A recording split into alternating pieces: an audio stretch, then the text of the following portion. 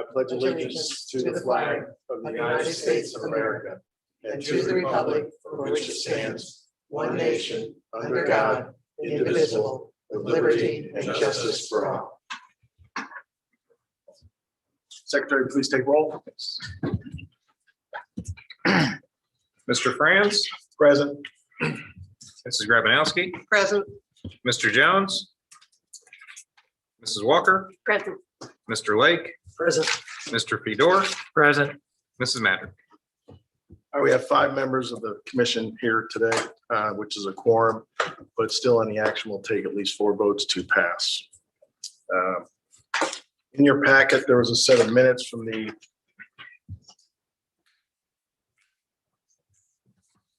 May meeting, which was, or July meeting, June meeting, which was June 21st. Is there any comments, additions, deletions to those minutes? If there are none, is there a motion to approve? So moved. Second. All in favor signify by aye. Aye. Opposed by nay. Minutes are passed.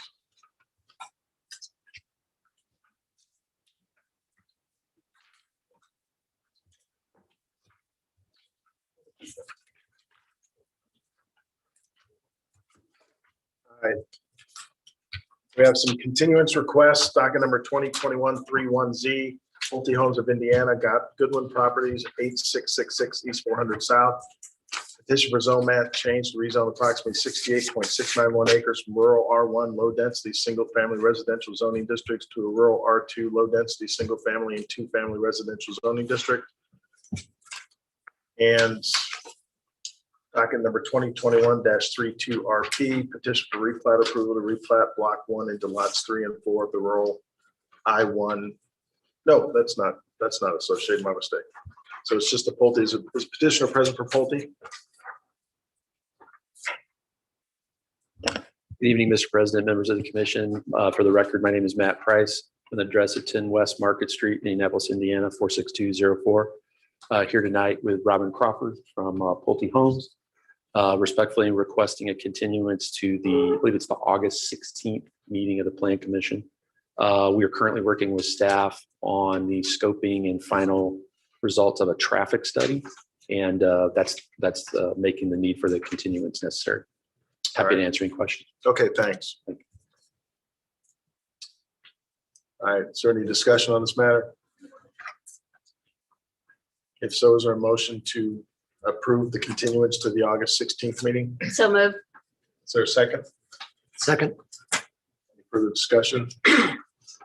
All in favor signify by aye. Aye. Opposed by nay. Continuance to approve to next month. Next on the docket are 20-2132RP and 20-2133DP to replat Road 267 Lebanon, Indiana. Petition for replat approval, to replat block 1 into lots 3 and 4 of the rural I1 light industry zoning district. And petition for development plan approval to allow for construction of 2 light industrial warehousing and distribution buildings in the I1 light industry zoning district. Is the petitioner present for that one? Yes. Okay. Good evening. This is Greg Dempsey with Innovative Engineering, 3961 Perry Boulevard, Whitestown, Indiana. I'm here this evening to request a continuance to the August meeting for both of the mentioned petitions.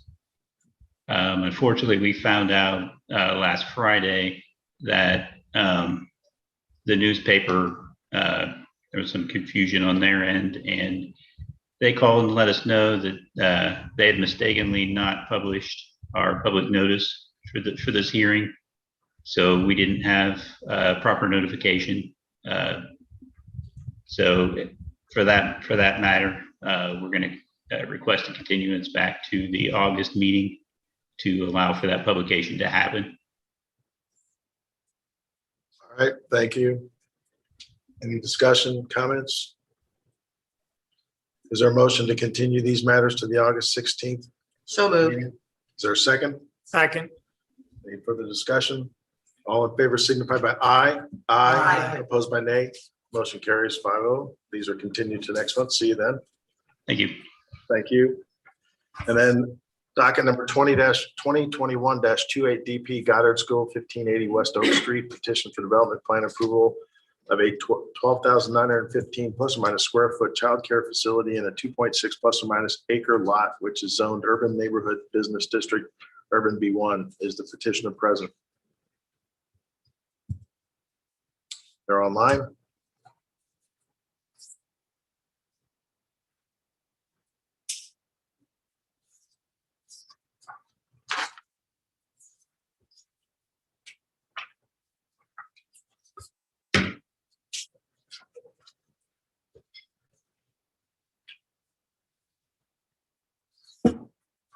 Please proceed. State your name, address.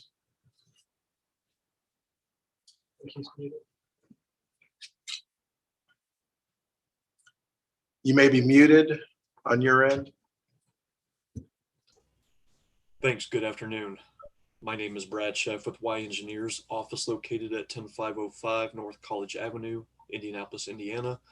Here this afternoon or this evening for 2021-28-P for the Goddard School located at 1580 West Oak Street.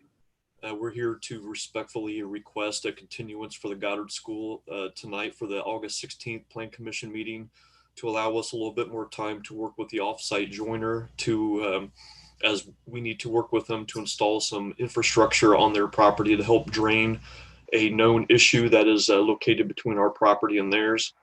So we found there's provisions in our construction plans that will allow us to do so, but we would like to move this forward with their permission and with their approval with us. So we're here to request the August 16th continuance. All right, thank you. Is there any discussion, comments on this? If there is none, there's a motion to move this matter to the August 16th meeting. So moved. Second, Second. any further discussion? All in favor signify by aye. Aye. Opposed by nay. Motion carries 5-0. This continues next month. See you then. Thank you. All right, on to new business. Docket number 2021-29 CPA Town of Zionsville Draft Airport Strategic Land Use Plan. Petition to consider amendments to the Town of Zionsville Comprehensive Plan in order to consider incorporation of the airport strategic land use. Wait, who's going to be handling that? Okay, all right. Can we start with a presentation from gentleman from HWC and other individuals online from another consulting company? Certainly staff is here as well to speak to the topic at hand. All right, thank you. Please proceed. Good evening. My name is Corey Weitzel with HWC Engineering. We're at 135 North Pennsylvania in Indianapolis. Happy to provide a basic introduction to this plan tonight and go through any questions that you do have. The purpose of the plan has been to create a land use plan for the area surrounding the Indy Executive Airport. The plan was actually jointly commissioned by the Airport Authority, the Hamilton County Airport Authority, as well as the town of Zionsville. And it's intended to achieve the goals of protecting the current and future use of the airport, also addressing a appropriate mix of compatible development surrounding the airport, but also start to implement policies that support Zionsville's goals for quality of life, economic development, and just orderly development patterns. What we're asking for is adoption of this plan as part of your comprehensive plan to serve as policy for this. As we go through this plan, our partner in this effort has been Mead & Hunt. They're online this evening as well for this. A little bit of background, the plan was started in 2018, so this has been slowly developing across administrations. It just was felt that this needed to be done and done right and not rushed as we went through that process. We've had multiple opportunities for public engagement through this process that include multiple open houses, a series of frequently asked questions documents that were posted. We have posted multiple presentations through the course of this and held online open houses and recorded those and posted those online to thoroughly answer questions and address comments that have been received. The primary product for this plan is a future land use map for the area surrounding the airport.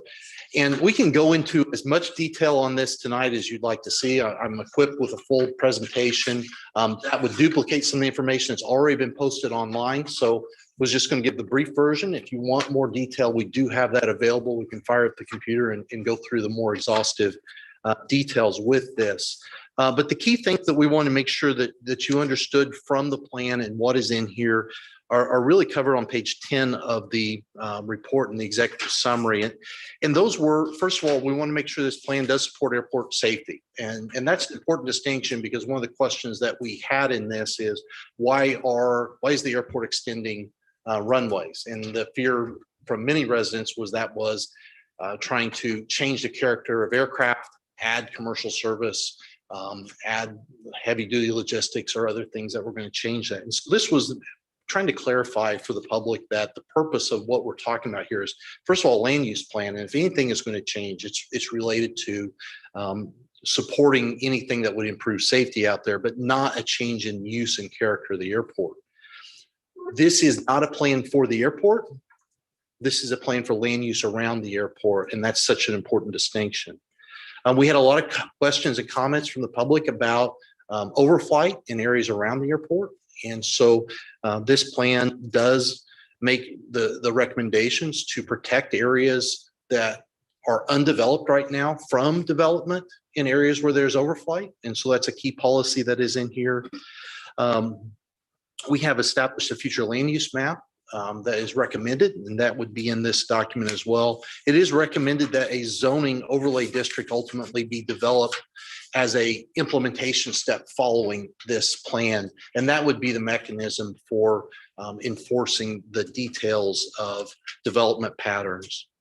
As well as there's a couple of recommendations for economic development opportunities, both in terms of employer sites on the east side of the airport, as well as potentially a mixed use district on the west side of the airport. As I said, there's an exhaustive presentation online. We'd be happy to answer any questions that you do have about the plan as we introduce it this evening, and be able to go into as much detail as you'd like us to provide this evening. Are there questions that we can answer? We'll get to that in a minute. At this point in time, I'll ask, is there any comment from the public on this matter in support or against? Okay, please come up, state your name, address.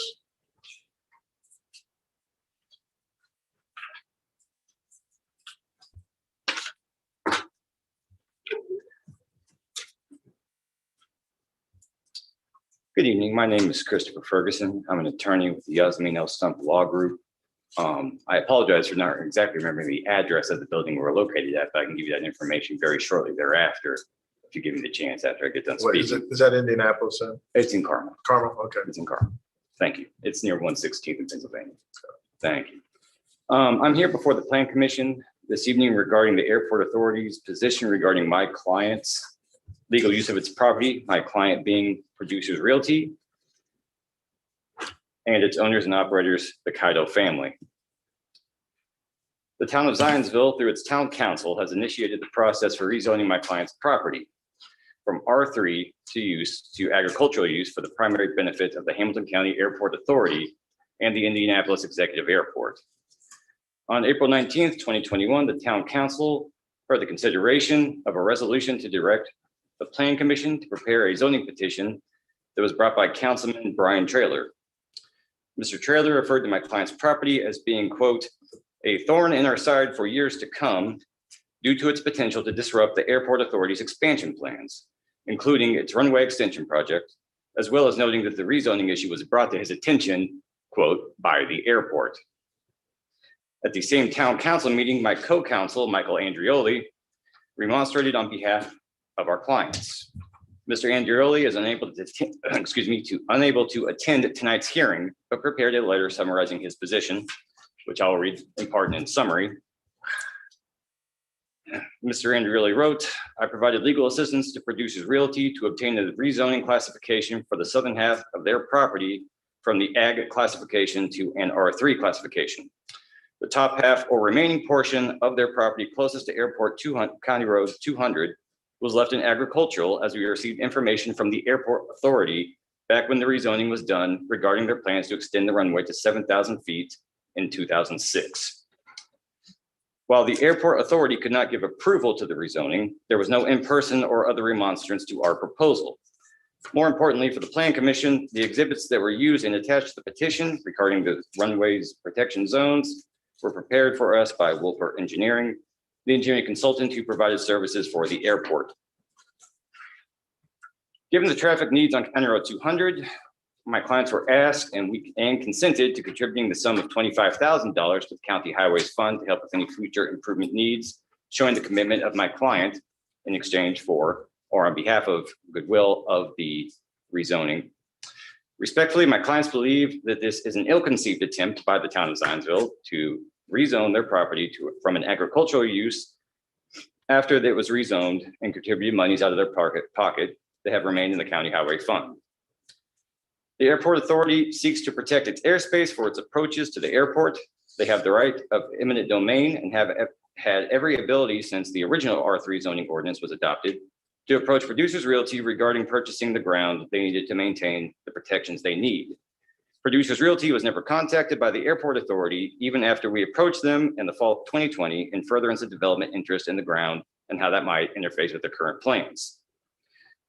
From the Airport Authority's perspective, it's a smart move in that they are attempting to get Zionsville to rezone the property back to an agricultural classification, which we will assert is a take of Producer Realty's property. So that either no houses will be built, or in the alternative, if the Airport Authority has the right to acquire air rights, they will acquire it from agricultural zone ground as opposed to R3, saving costs. While this is a smart move for the airport, it is potentially disastrous for the town of Zionsville, and that if this rezone is approved and challenged, Zionsville will be paying the bill for legal fees and potential damages for the taking of the ground. In Mr. Andrioli's statement. I'll summarize them quickly and follow up. The rezoning of my client's property from R3 to agricultural by the town of Zionsville has received notable support from the Airport Authority. This support includes statements regarding my client's property in the airport's area strategic land use plan, which I believe is being discussed tonight. This includes, but is not limited to, page 10. Thank you. Page 10 discussing key recommendations stating that to protect against new development and overflight areas, undeveloped areas in the flight path south of County Road 200 South should remain agricultural open space. The town of Zionsville and the airport will need to work together to, quote, rezone the land and or the airport will need to acquire the property. Page 70 calls for Zionsville to update the zoning regulations to incorporate airport-related development requirements. Likewise, Mike Howard, the Hamilton County Attorney, sent a letter to the Plan Commission just this prior Friday, July 16th, 2021, in opposition to development of residences on my client's property and claimed that, quote, there is no hardship to the Kaido family if the land is not zoned for homes. However, this statement by Mr. Howard, which is shared by the Airport Authority and the Town Council, is wholly incorrect, pursuant to well-established Indiana law and legal actions, including but not limited to a regulatory taking and or an inverse condemnation, both of which our client is prepared to fully litigate if need be. The proposed rezoning from R3 to agricultural would significantly reduce the value of my client's property, as the difference in per acre valuation between comparable sales of agricultural and R3 zoned land in Boone County and Zionsville is generally measured in tens of thousands of dollars per acre. Applied over 100 acres of land, my client stands to have the property devalued in the range of no less than millions of dollars. Significantly, the town of Zionsville and the Airport Authority have the ability to simply acquire this land through their eminent domain powers, through which they would acquire the property at the cost of its fair market value as being zoned R3, not agricultural. My client is in complete agreement that safety is an issue that has been raised by the airport and the town of Zionsville and must be addressed. However, addressing future safety issues does not excuse the deprivation of private property rights without just compensation. In conclusion, it is my client's contention that if the Hamilton County Airport Authority and or the town of Zionsville wants to control the use of my client's property, that they can pay for the value of the property fairly. This can be done through direct and communications and or negotiations, however, or through the use of eminent domain. However, if the town and airport elect to continue on the current route of devaluing the property through rezoning for the benefit of the airport and not offering my client just compensation, this matter will have to be resolved through costly litigation, the expense of which will fall on the town of Zionsville. Thank you. All right, thank you. Is there anybody else who'd like to comment on this? Oh, one last point. Sorry about that. Address of Yasmin El Law Group, 11495 North Pennsylvania Street, Suite 101, Carmel, Indiana. All right, thanks. Thanks.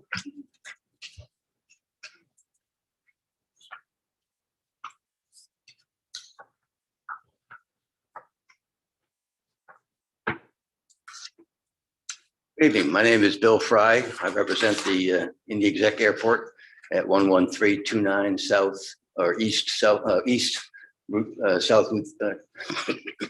South Route 32, Zionsville.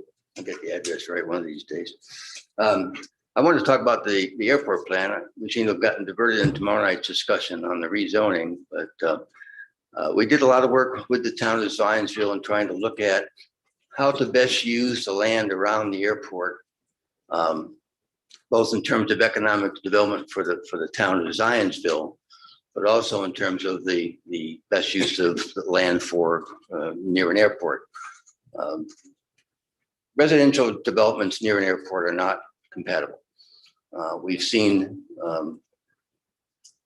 particularly with the Fieldstone and Brookhaven development, which we campaigned against many years ago, that even though residents are told that there's a noise sensitive area near the homes, and this development in the Cato property would be in a noise sensitive area, and they are told that there is noise that accompanies an airport, either they don't read their closing documents, or the property is sold, or they're not properly informed by the developers of the noise habits near an airport. So as far as the land use study, we looked at the areas that was remaining south of the airport that was not at the time developed, and said putting residential homes in there just presents not only safety issues, but also presents potential noise complaints and quality of life issues for the residents.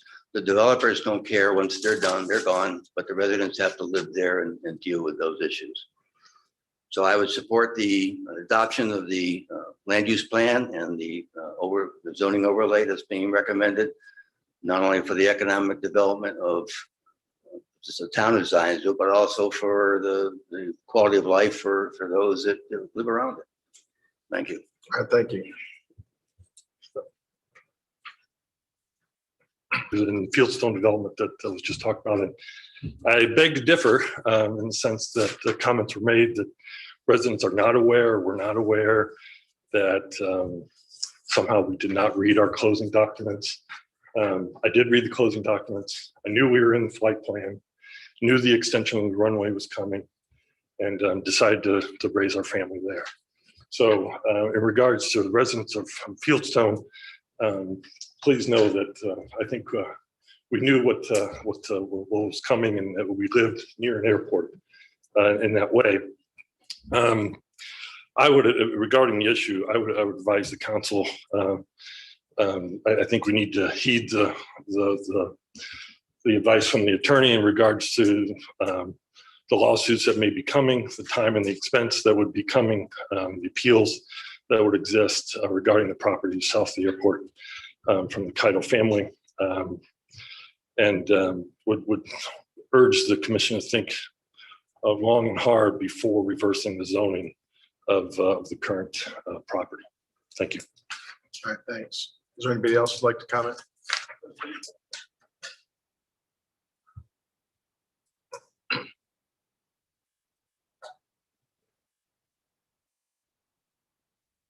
Good evening. My name is Brian Traylor. I reside at 10319 East 100 North, Zionsville. I did serve on the steering committee for this plan. I don't like the word plan. I kind of like to consider it more of a guide, because it is, the way it was presented to me when I was on the committee, was this is a long term. This is kind of where we're headed, not an immediate thing. So this is not somebody coming in saying, okay, you can no longer do this, you can no longer do that with your property as you use it today.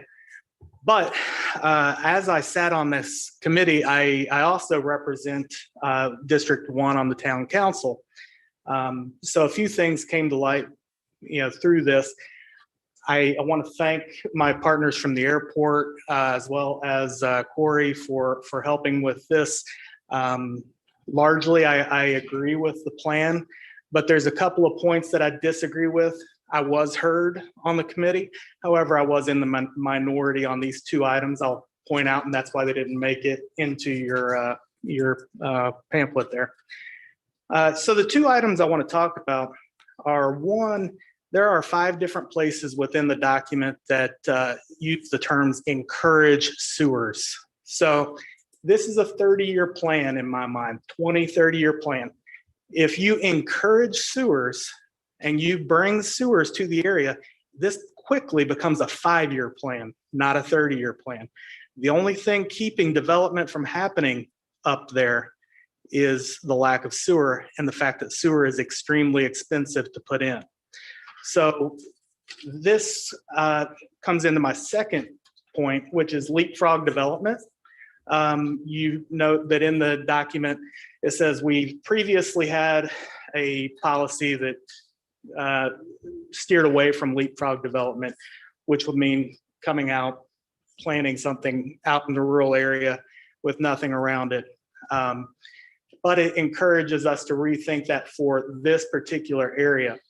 I wish that weren't in there. Again, I voiced my opinion. I was heard. I was just in the minority, so I'm not at all disgruntled. It's just my 2 cents on what I think the residents in the area would like to see. So if we bring in sewers, you're going to have leapfrog development immediately. You're going to have that area build up.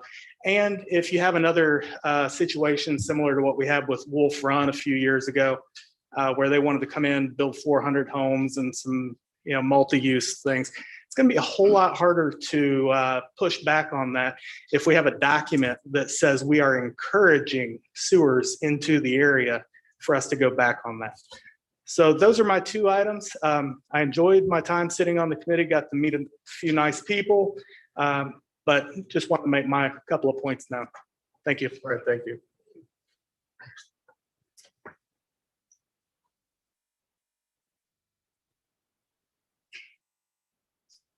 My name is Patrick Worthington. I live at 2724 Still Creek Drive in Zionsville, the Brookhaven subdivision.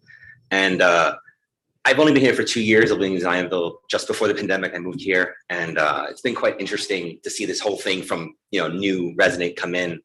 I don't really see a big issue in Brookhaven with the airport. It's noisy, but I knew I was moving there. The thing I don't understand is the complete kindness kind of given to this land use plan. It almost seems like Zionsville wants the airport to get bigger, not the opposite. And that's what kind of bothers me about the whole plan. And the idea to me that we build these beautiful communities, like, we have this Holiday Farms community, we have all these places we're building, and instead of focusing on how do we become this amazing small community with, growth and interesting places to go and doing, we're focusing on how do we make this airport better, which we don't even own. It's not even part of our county, which makes no sense from an external person, by the way, just coming in. And I'm from a place where that would never happen, where an airport would be owned by a different county, but I don't know, that's a different deal from a different time. So I just don't understand all the kindness. That's really what my question is why do we want to help the airport? That's what I just don't understand. Thanks. All right, thank you. Is there anybody else? Is there somebody online? Yeah, we're gonna let the person go online.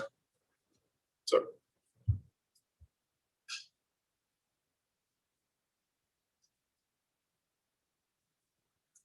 You're muted.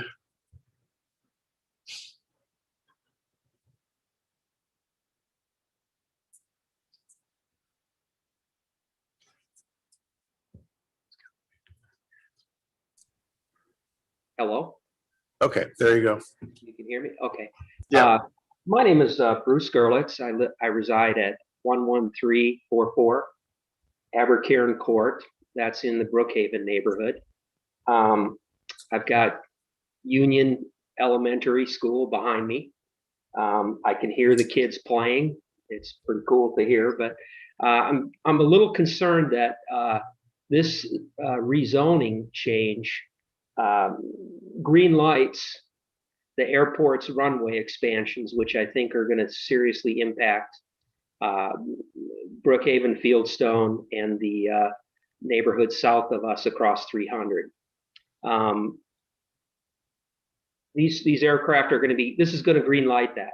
These aircraft are going to come in on their first expansion 80 feet lower, then another 30 feet lower. And I would also contend the airport hasn't been entirely a great neighbor on this. They've been somewhat deceptive. They claim that they're always operating at the safest. I mean, the expectation is that they would operate their facility at the safest level possible. And yet they tell us that this runway extension is to make it safer for the big jets to come in. I would argue that the intent of these regional airports is reliever airports for the larger ones like Indianapolis International. And the jets that they're bringing in now are way bigger than they were bringing in 15 years ago. And there were very few of them. And if they need this, if they're claiming that because these jets, they need a longer runway, it tells me that they're not operating at the safest level right now. And they should be. So these jets shouldn't be coming in right now. They should not be coming in. When you rezone this, you give them a green light with the FAA to do those runway extensions. And I have another comment. They've emphasized the economic impact to the communities. I'd like to know who has vetted this $430 million a year economic impact for the airport. Because where I'm from, if you hear something's too good to be true, it ain't. Okay. Now, I've gotten an executive summary. Okay. And it just basically runs up every airport in Indiana as an economic impact. And I tried to ask the Indiana Department of Transportation, the aviation division, as to how they vetted that. And there's nobody there that can answer that question. So I'd like to know, as one question I would like answered tonight, is who here in Zionsville vetted their economic impact study? Because it's pretty clear that if you go to the website of the company that does this, it sure sounds like we'll give you whatever you want. Okay. And there's no vetting. The only people that I've talked to, they've only seen the executive summary. They haven't seen the assumptions that go into the economic analysis. They have not also seen the questionnaires that were sent out to the airports. And the odd thing is when you ask for those questionnaires that were submitted by Indy Executive Airport, they claim that it's confidential. Well, that's going to come out in a Freedom of Information inquest.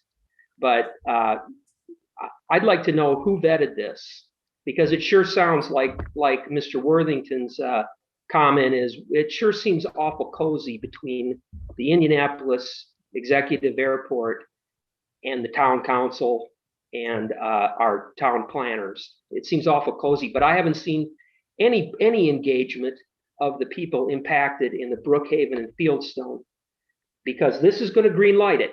When you guys rezone this, it's going to green light it, and it's going to get worse. And it's not good now. And you've got an elementary school of 700 kids, okay? And these jets, they're talking about 60,000 pound limit, 60,000 pounds, 30 tons of metal and high octane jet fuel screaming in at 200 miles an hour, okay? I want you guys to consider everything. And also, when you talk about economic impact, I'd like to know who looked at the economic impact on the property values of these three neighborhoods. When you green light this zoning change, you green light that runway extension, and you green light the depreciation of the property values for all the people in these three neighborhoods, and possibly below that. So anyway, that's all I have to say. Thanks. All right, thank you. There was another person in the audience.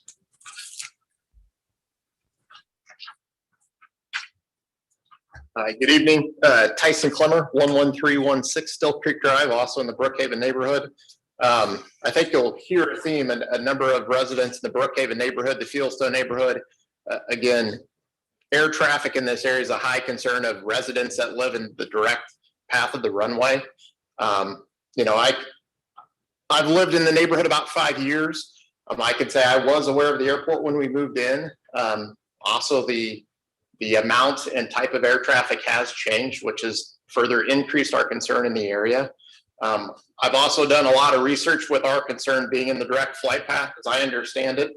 The plans for the airport and the runway extension are separate from this land use plan. That's separately controlled by the FFA. So I don't think you have any control over that in particular. I would reiterate and clarify, I think some of the thorn in Councilman Trailer's side is myself and some of my fellow neighbors of just the concern and issues that we have with the air traffic.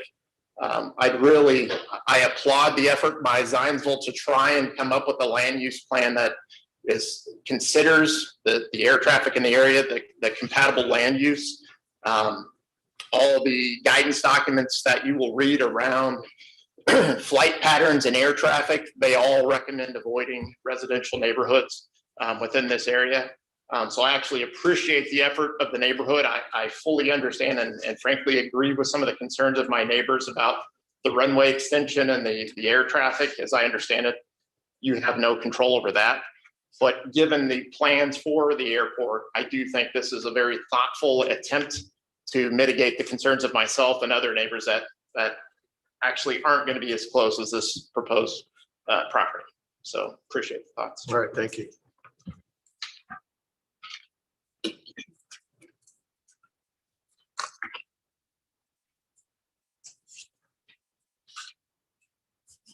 Hi, I'm Robin Bowling. I own the piece of property at 802 South, 1100 East Zionsville. It was my family's property. Both my parents have passed. I have seen that property since I was a child and saw the airport grow. I have not lived in the Zionsville area for 30 years, but have visited frequently because my parents lived here. My concern is the same concern that my parents had 20 years ago.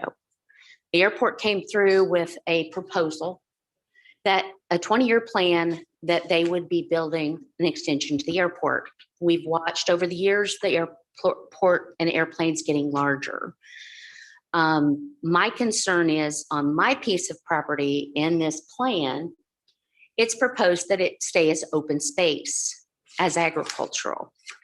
And I'm concerned because I want to know, is it going to be the east-west runway, which is what they proposed 20 years ago for my mom and dad?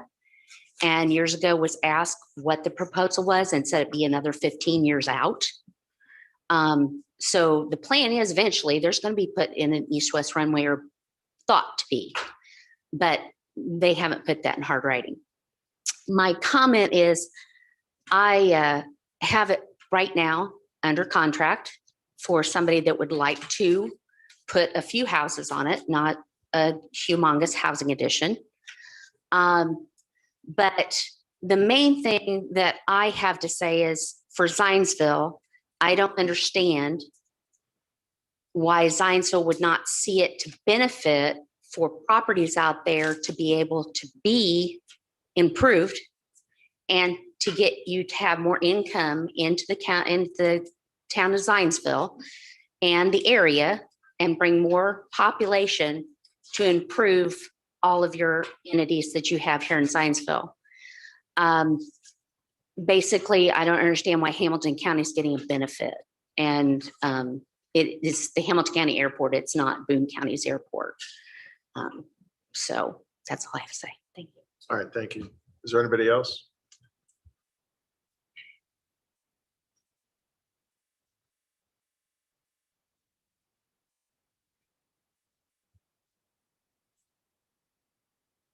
Stephen Dome, 11440 Valley Meadow Drive, HOA president for the Clarkson subdivision. I'll be brief. We would support the concerns of the homeowners at Brookhaven, that we would certainly be concerned with the continued expansion of the airport. We're quite a bit further south of the airport, but definitely directly in line for the landing pattern. So any larger planes would be detrimental to our property values, and we would like to at least make sure that's considered in any decision that's made. All right, thank you.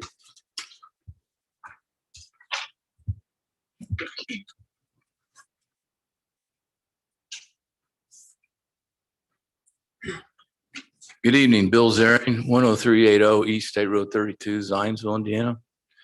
I've lived in the area 50 years, farmed for 37 years in Hamilton and Boone counties.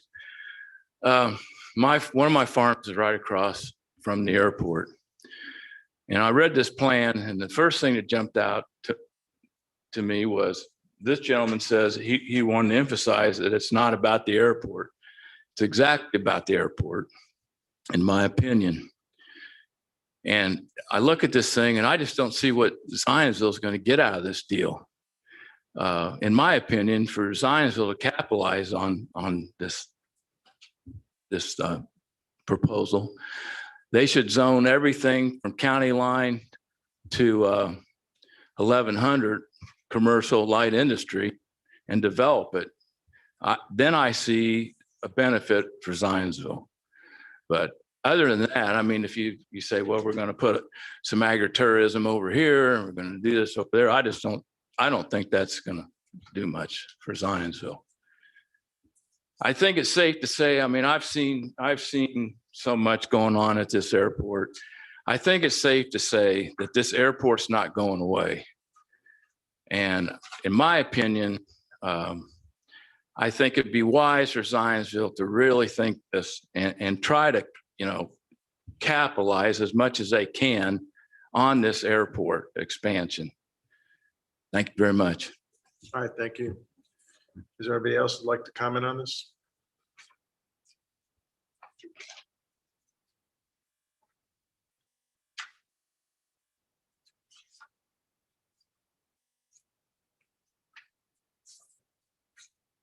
Hello, my name is Pat Ritkers, and I live at 5189 Sherrington Court in Zionsville. It's in Oxford Woods. And you're talking, and we're not supposedly in the flight pattern of the airport, but we have many planes that come over we're a little development. And as of Sunday, seemed like major jets coming over. The biggest plane that ever came over Sunday afternoon. And you could actually see the people in the plane. They were that low over our house. And we were in the outside and we didn't know what was going on. So with the airport getting larger and this expansion and us not being in the runway area, but we are, I just want to be advised on how our neighborhood can be included more when these meetings come about, because we knew nothing of this expansion because we're not within the area. Thank you. All right, thank you. There's another person online.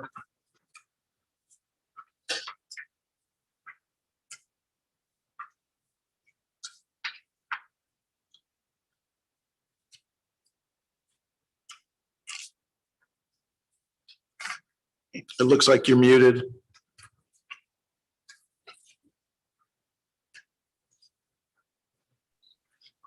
Hello? Yep. Yeah, so it's actually John Shackmuth. My wife and I live in the Fieldstone neighborhood, 2505 Fawn Bluff Court. I did attend a meeting maybe a year and a half, 2 years ago about the airport extension. And I raised my concerns at that time about the flight path and the glide slope of the planes. By extending the runway, it is, the glide slope, which I believe somebody else said is about 80 feet lower. I do believe if we don't have an avenue to either audit or ask the question of the actual height of the aircraft off the ground. I believe, like that woman who just spoke, they're lower now, and the extension hasn't even happened. The amount of aircraft and the size of the aircraft have increased steadily over the last 10 years we've lived in the neighborhood. We were, again, I'm going to chuckle at this, we were aware that the airport was there. We had no problem with it. The size, we did our research. I come from a history of aviation in the Navy. We live by airports, but I believe changing the land use of that residential neighborhood to the north of us to agricultural is one step in a process that somehow Zionsville and Boone County and the airport have in their mind. Then eventually it will then go to light industrial, which I believe at the last meeting, somebody had stated from the airport that larger planes won't be coming in, but the light industrial people want to ship close to the airport, which then means more aircraft and more possibility of cargo aircraft. So I guess my concern, and many of our concerns from Brookhaven and Oxford and Fieldstone, is that is that area going to turn into what Whitestown has over by 65 and now have distribution centers and have their own planes coming in and out, which would be detrimental to our to the value of our homes. So I would like to limit the growth there. I don't see how it's a benefit from Zionsville and Boone County. The benefit is the residents that are here now, the property values, and the tax base that we represent for this town. Thank you. All right, thank you. Is there anybody else? Another person online?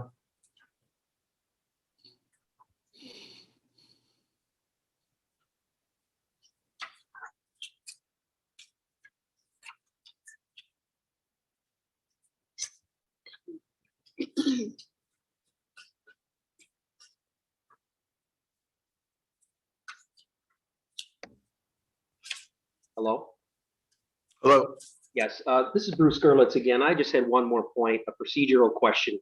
I know the zoning procedural guidelines specify a certified letter should be sent to homeowners in adjacent properties. But when you have a scenario like this, isn't your procedural guidance in need of some revision? I would argue that when you have a rezoning issue like this that impacts people in regards to an airport, I think that certified notification should have gone to every homeowner in both Brookhaven, Fieldstone, and the neighborhood south of us. That seems to me like a procedural revision that needs to happen, certainly with regards to this issue. So those letters should have been sent out. And secondly, going forward, anything future with regards to the airport, because this isn't an adjacent property. I know some people in our neighborhood did get certified letters, most did not, and including most of the people in the flight path. And again, this green lights a runway extension. So thank you. All right. What we're dealing with tonight is not a rezone. This is a change or recommended change in the comprehensive plan. So it's not a rezone. Wayne, can you discuss notification requirements on this matter? Certainly, as you've indicated, as a comprehensive plan amendment does require publication in the newspaper. I believe that publication was published on June 17th. But certainly, in addition to that level of outreach, there was multiple social media outreaches. There was direct emails to prior interested parties that have participated in prior discussions with the town. So certainly there's no methodology that mandates a certified letter in specifics to a comprehensive plan amendment. Not saying that's not a bad way to go, but certainly there's other methods that the town articulated, including providing, several weeks here in between the publication of that notice and the discussion. Well, how long is this process? I'm just we're gonna get back to this. How long has this process been going on? A couple of years? I'd probably say 2 years, and this is a 2018 project that was initiated. There's been several online events and side, not just an open house, if you will, which is something we would always do with a comprehensive plan update, but with the conversation specifically focused on the airport expansion. The airport expansion is a 2008 circuit topic that is the airport being funded by the FAA. Is not a conversation that the town has a say in, as indicated by some of the presenters this evening. It is certainly a topic that is driven by the FAA, but no, there's been multiple points of interaction here. Okay, thanks. Is there anybody else who'd like to make a comment on this matter? If not, would you like to respond to anything?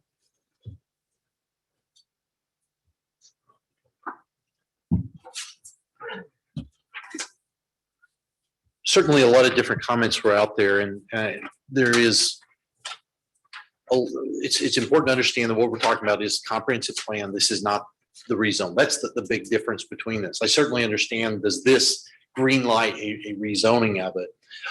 I think that so much of it is that this ultimately comes down to a couple of comments we heard in the public, which is, what do we need to do moving forward? This is the document that says a lot of things have happened. There's a lot of decisions that have put these in place.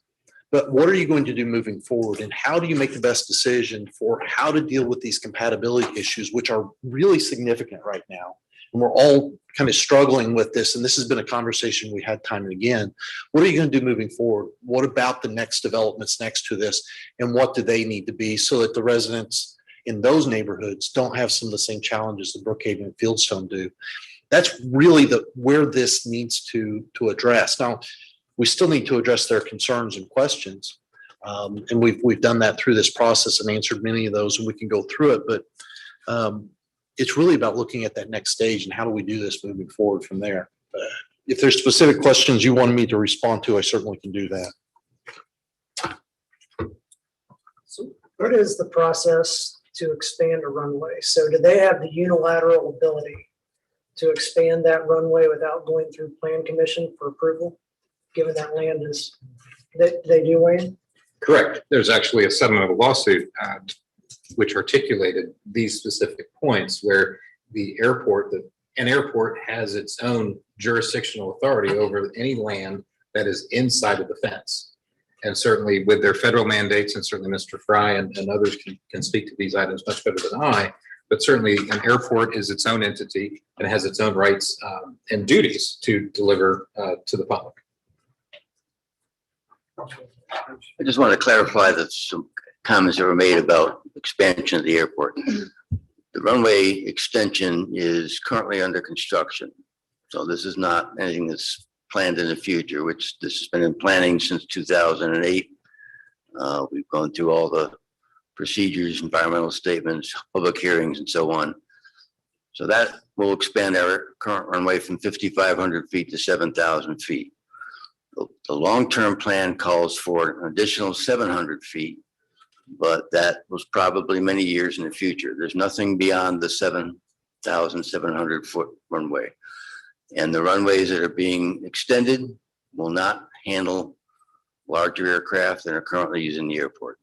The runway, the length of the runway is only one factor. It's the load bearing capacity of runway that tells you how big an aircraft can go on there.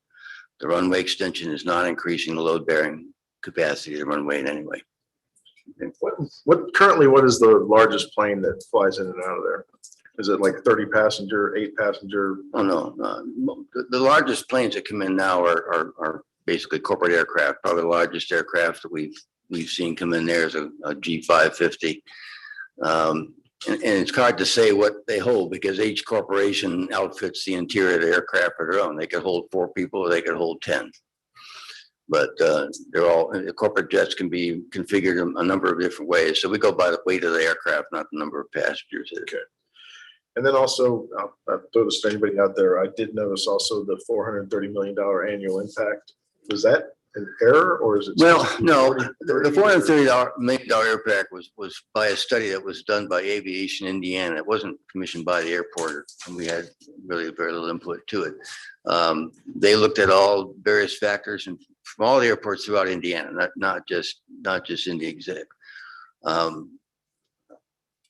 mean, you look at that number and say, well, I'm not sure I know where that come from. And granted, we don't know either, but there is an impact to the airport. We think it's more like $250 million to the area, but it's hard to get that number down. If you look at the way they did the study, they looked at not only the immediate impact, but how it impacted the community in terms of corporations that hire people, how many people work at the airport, how many jobs are related to something that goes on at the airport. So it was a pretty comprehensive look at a lot of different aspects.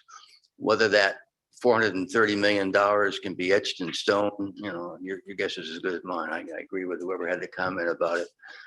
But the impact of the airport is significant, and that study is apparently going to be redone within the next couple of years, and that will clarify that number for everybody.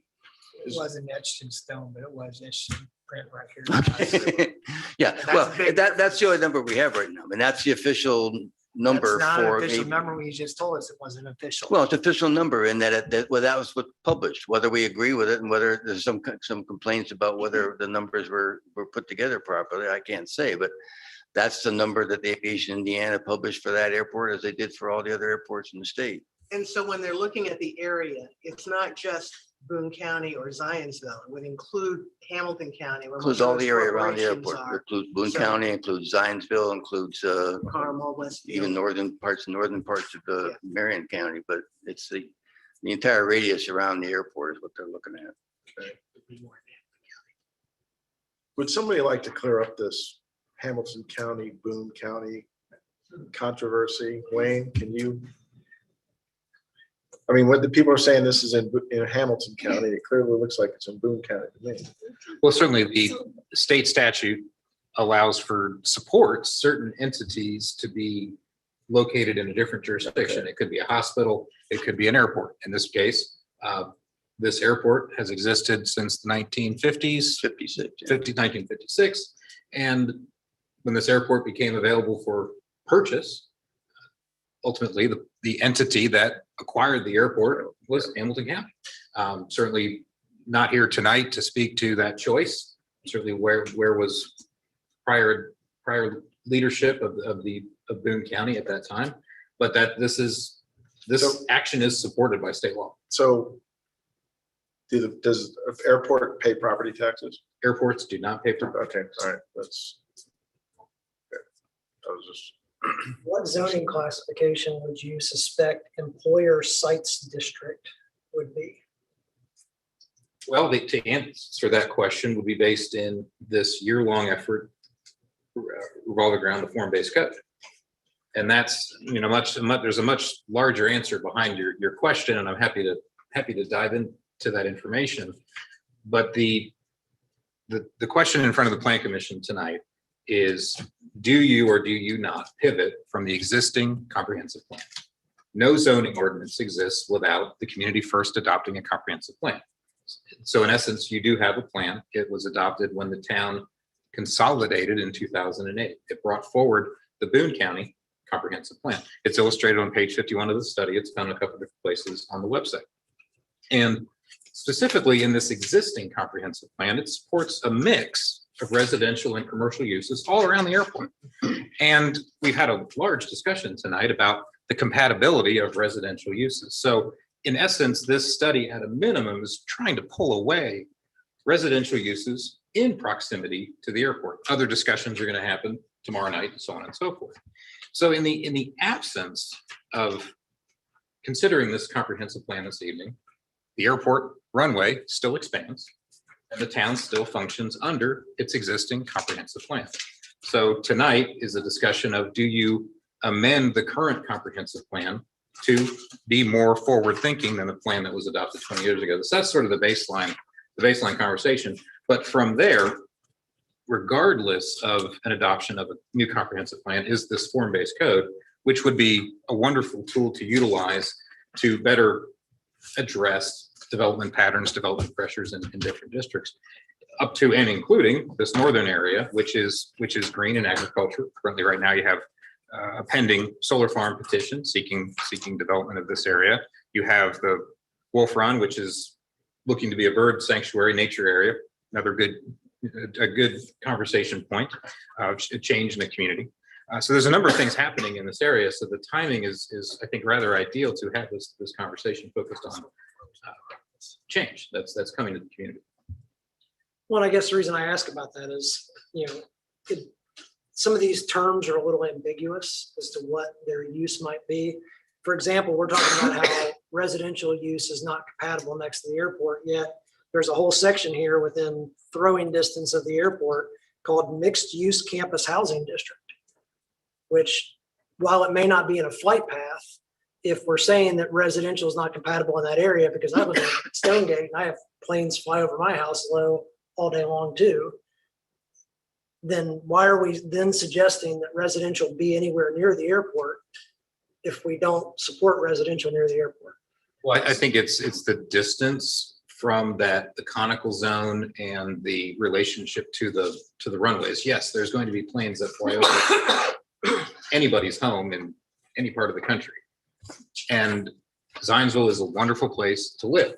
And there is a demand to bring residential to this community. And in that same breath, how do you balance that? Moving residential northerly and northwesterly is two strong tracks that are being followed right now, because that's where infrastructure is or will be provided. So the counterbalance here is, if there is to be residential, will that be a lower story? Will it be built to a standard that's more resilient to noise? And that can all be articulated by your zoning ordinance, which is based upon this conversation coming forward with a form-based code. So certainly, Corey, you can speak to more specifics on the residential recommendations. But yeah, that's, I think what I'd also say on that then is that when you look at residential, the thing that's most non-compatible is usually a single family, traditional suburban residential. When you start looking towards more of a higher density product, you can start to see that there's less outside use. It's more focused on the indoor, especially apartments or attached housing products or something that is a little smaller in nature in terms of the footprint. Those type of products generally don't have the same compatibility issues because there's not an expectation of those folks are not spending tons and tons of time outside. It's a balance that we strove to find in this, because there was a lot of push that said we want to see residential product out here, but it needs to be the right types of residential product in the right locations. And in that situation, that's a place where it's far enough away from the overflight areas that it would be appropriate and compatible. I just struggle with the residential is not compatible, but here's residential. I mean, we're specifically saying in this report that in the district around the airport, residential is not compatible, but here's residential. And I've designed multi-family residential in the path of an airport. And those people are transient. It tends to be lower income housing. They kind of don't have a choice. So we're sticking people with an ideal situation. They don't have a choice to go elsewhere. Typically when you do a project of multifamily in and around an airport. So that's I don't want to be in here, the discussion we're going to have tomorrow night is about residential being suitable next to an airport. And I don't want to sit here and say residential is not compatible around an airport and then have a plan that has residential next to an airport. Because I don't want to sit here through more meetings fighting whether or not to allow a residential project where we've all said we shouldn't have a residential project. And I would just point out again, the two factors. One is the location. It's not in the direct flight path. And then two, it's the type of product that you're looking at that's not that single family product, which is the biggest compatibility issue. As soon as you move away from single family, you have less compatibility issues in this. And that's something that was felt, the committee felt very comfortable with that. Do we know the distance that plane noise travels from the source? Is that a known? Do our airport folks know that? Stephanie Hunt is online. She may know the answer to that question. Have noise studies, how far is plane noise travel? From the source.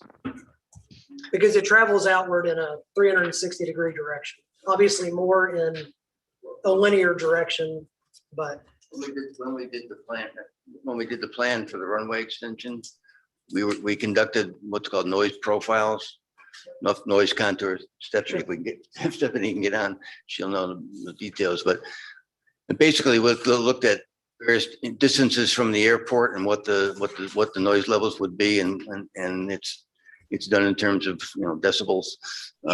And so those contours, none of the area that would be impacted by the airport had noise contours that were and I apologize, I forget the exact term of it, but it's basically a 24-hour average noise level, and none of the areas that would be impacted by the airport exceeded the FAA standards for airport noise over that range. Yeah, I'm less worried about whether they exceed the standards and whether they impact quality of life in those areas. And the 24-hour average obviously is a diluted average, not a, you know, peak intensity of noise. Well, of course, the aircraft is moving, so its length of time over any one spot is short. It is. Bill, would you like me to jump in for just a moment? This is Stephanie Ward. Can you hear me? It's a good question about the noise. As Bill has mentioned, as a part of the runway extension project, a process was undertaken called the environmental assessment. And in that, as Bill has mentioned, the noise contours were developed for the proposed runway extension.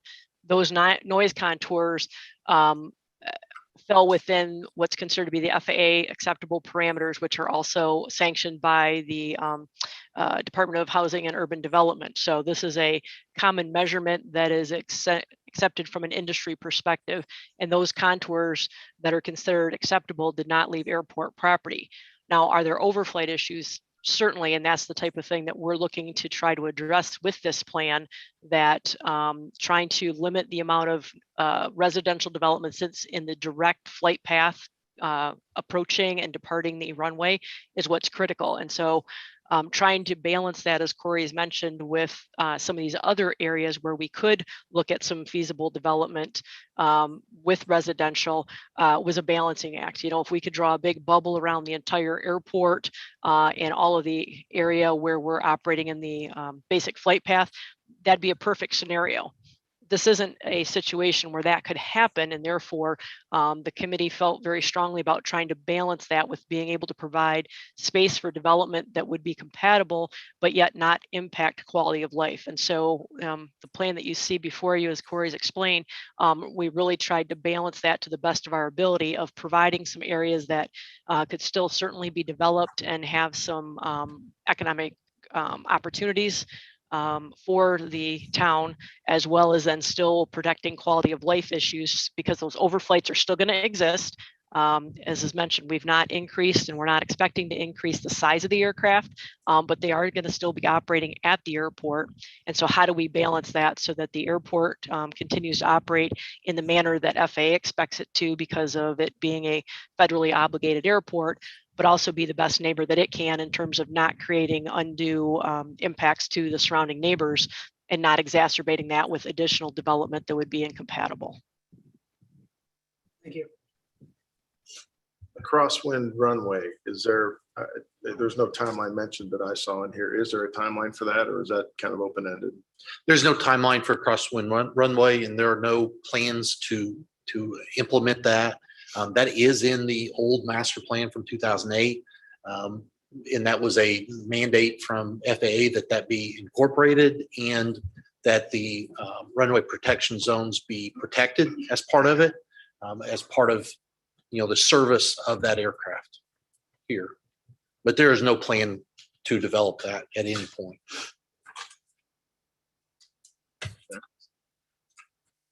Mr. Trailer, I got a question for you. You talk about that you were opposed to the language that says this is to encourage the sewer. I mean, how would you propose this thing be drafted? I guess it's a question I've got.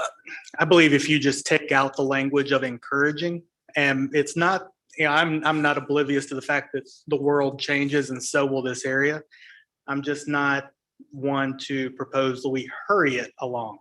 I think if you just eliminate the language of encouraging and you take out the language that says that leapfrogging essentially is acceptable for this project or for this plan, then I think that would be satisfactory.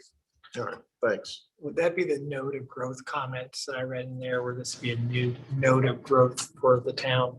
I saw that somewhere. Correct, yeah, it was mentioned that, yes, that it would create a second node out here and that essentially from downtown Zionsville to this airport village would grow together. And well, it would grow out from both areas. Correct, right, yeah. And then, you know, I represent and live out there and feel like I have a pretty good sense of what the residents out there are looking for. All right, thank you. I do want to comment on, somebody said that the comments on the rezone, got the impression you feel like they were appropriate for tonight, but however, because this document clearly states it contemplates or encourages a rezone, I think that those comments are germane to this conversation tonight. So that's my opinion on that. So I don't think those were out of line. And if I understand it correctly, you know, if this is approved, it becomes part of the comprehensive plan. And at some point in time, then there would need to be a request to then rezone portions of this land at some later point, or to not allow certain uses by this committee or this commission. Is that correct? Well, it's a factor that can be used to justify some development. So I think if somebody came in with a rezone request, the fact that this says this is an appropriate use for it, that would support the rezone request, but it doesn't necessarily mandate that it's rezoned immediately. Is that correct? Well, the comprehensive plan doesn't rezone anything. And that's what I'm just wanting to clarify. Yeah, Mr. France is correct that what the comprehensive plan says is one of 5 factors that the town council considers on a rezone, and you consider in making a recommendation.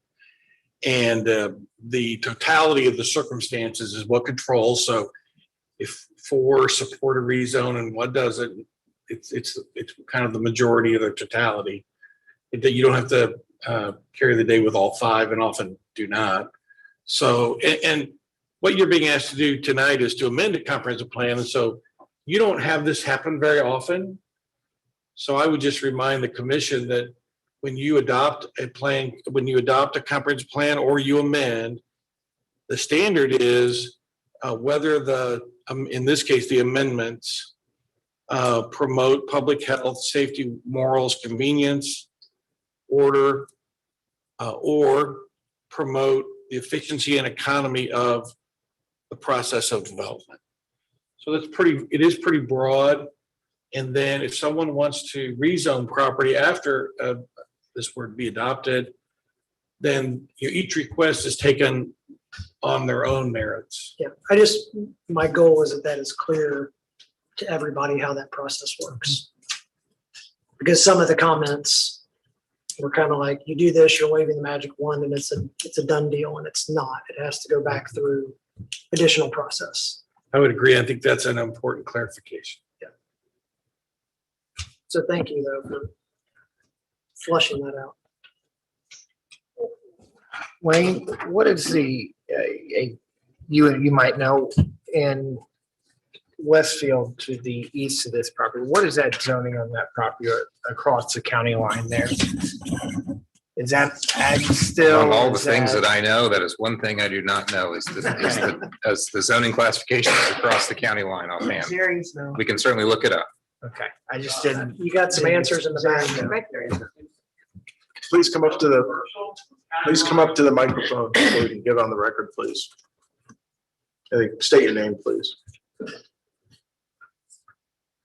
Sorry about that. Bill Zaring.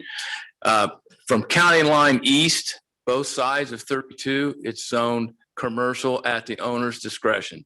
In other words, if you own property and you want it commercial, you don't have to go to APC commissioners for a hearing.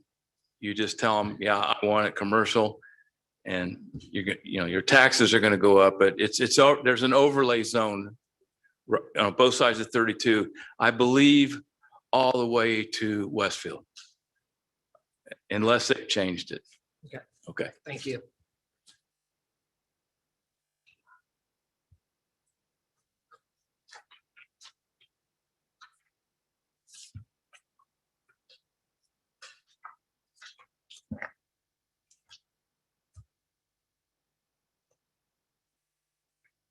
So Wayne, we are making a recommendation to amend, correct? Either favorable, unfavorable, or no recommendation. Is that my understanding? Correct. Okay.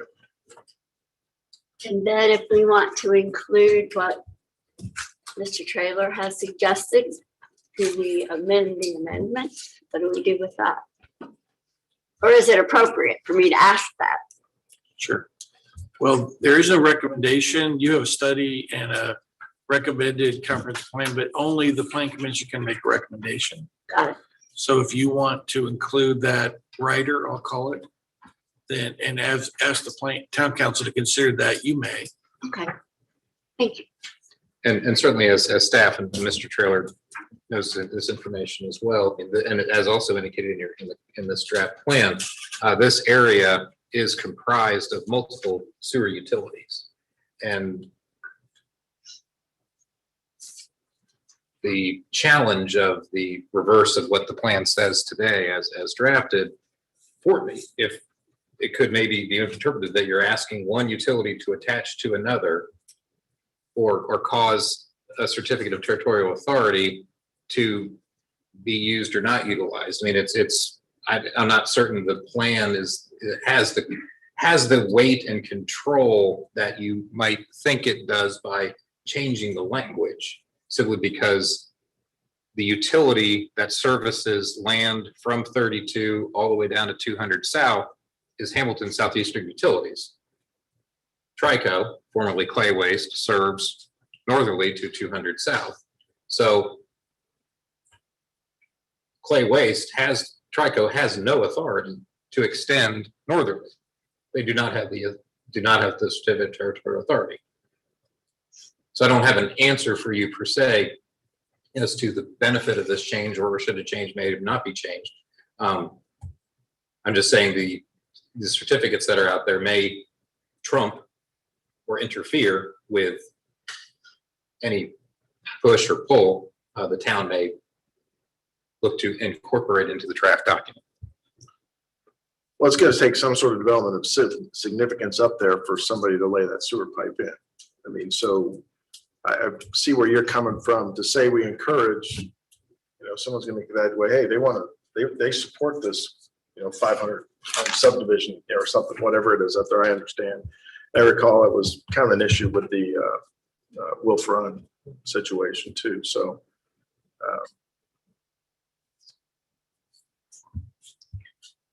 Wayne, I'm looking at map to map here from the current plan to what we're proposing. At the end of the day, what I'm really seeing a difference in is from the airport west to 421 and a slight section north of 32. That's really the only difference from the current, as far as heavy changes from the current comp plan to what we're proposing. And another significant change would be the introduction of the airport village, as Mr. Lake was touching upon. Yes. And certainly in an agricultural district, a cluster subdivision is supported. You can build a residential development. You could still plat it. You would just seek those entitlements through a special exception process in an ag district. So it's not that residential is prohibited today. It's just formulated, as we discussed earlier, in a different format, more in a campus-like atmosphere, in an attached atmosphere, in a method that's not traditional single-family detached residential. So so the items I documented are changes, as well as the one discussed earlier by Mr. Lake. And the multifamilies looks like it's directly south of the landfill. Is that kind of where I'm seeing that, or the Superfund site, or whatever we want to call that? The area to the south is a campus district, and certainly when this was discussed by the committee, this was envisioned to be a certain type of product that is lower in height, certainly maybe an empty nester type of product that you have, it's occupied certain amount of the years, other times it's not. But it's certainly, these are zoning decisions that will be articulated here in the near future if this plan were to be adopted. Okay, thank you.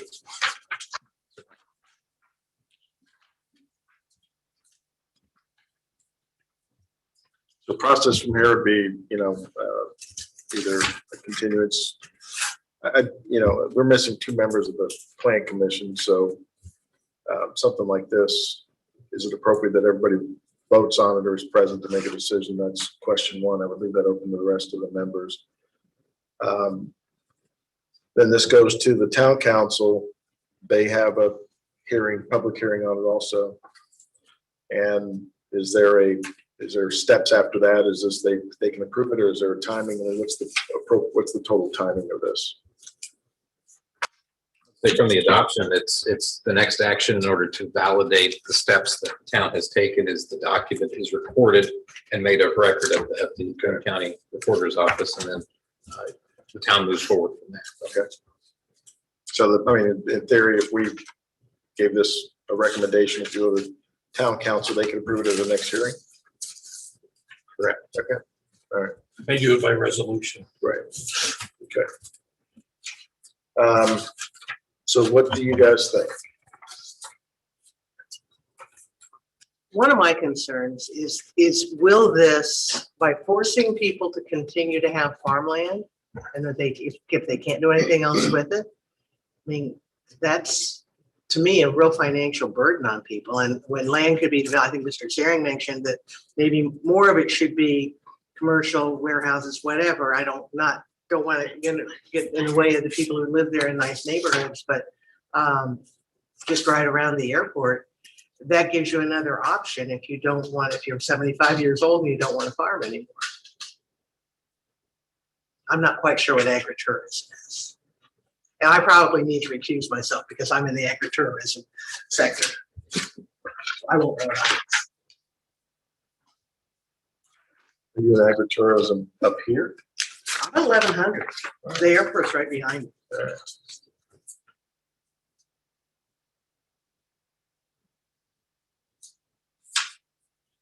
And I do agree that leaving landowners with an option to find the highest and best value for their land is important.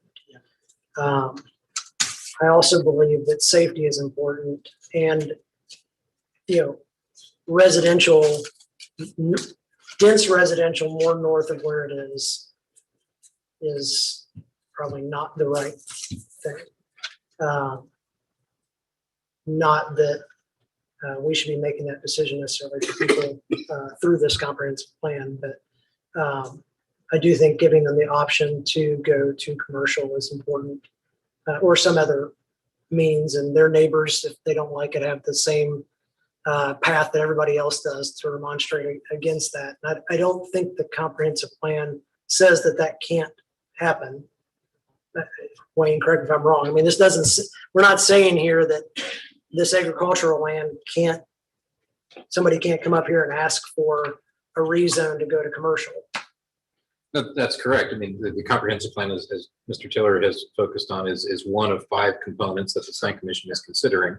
But certainly, the current comprehensive plan supports mixed use, which is residential and commercial and industrial uses as well, surrounding the airport. And certainly, I can think of at least one petition offhand that the larger building was built on the north side of State Road 32.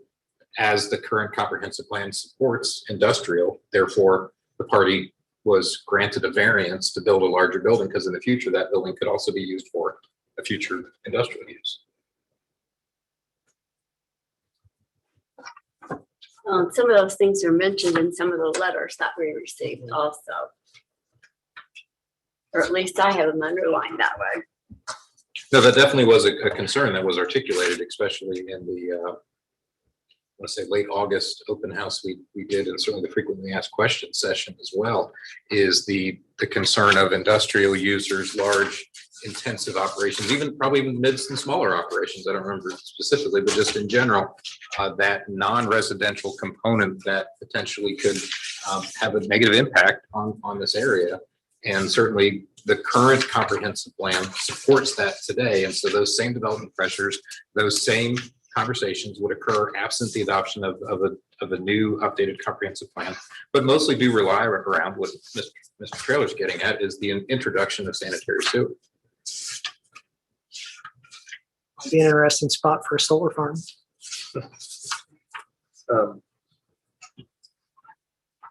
You're pointing out this mixed use campus housing district along 421. Yeah, I mean, that's the area. I mean, again, I've designed multifamily in the path of an airport. I know what it takes. It's traditionally not market rate housing. It's traditionally low income housing where people kind of don't have a choice. They're kind of stuck, so you're saying, hey, we're going to make it HUD compliant because that's what we have to do. And there are ways to do that, but it's still not ideal. But those folks don't have another option. That is their option. And so if that's what we want, because that residential is okay, but other residential is not. That was just my concern. I hear you. I think the one thing that currently is not in a direct flight path because it's sitting off to the side, and it's in a potential future flight path because of the crosswind runway, which, I mean, if both those runways are there and you've got planes taking off in both they're directions, going to circle. that whole area is going to be noisy. Is it going to be directly as loud as if you're standing right behind the plane in its path? No, but it's going to be noisy enough that it is not going to be an ideal place to reside. And yes, that noise doesn't last very long, but I'm pretty sure it's short enough to wake up the baby. Well, and between 4 and 7, it's pretty intense. It's one plane after another. Good.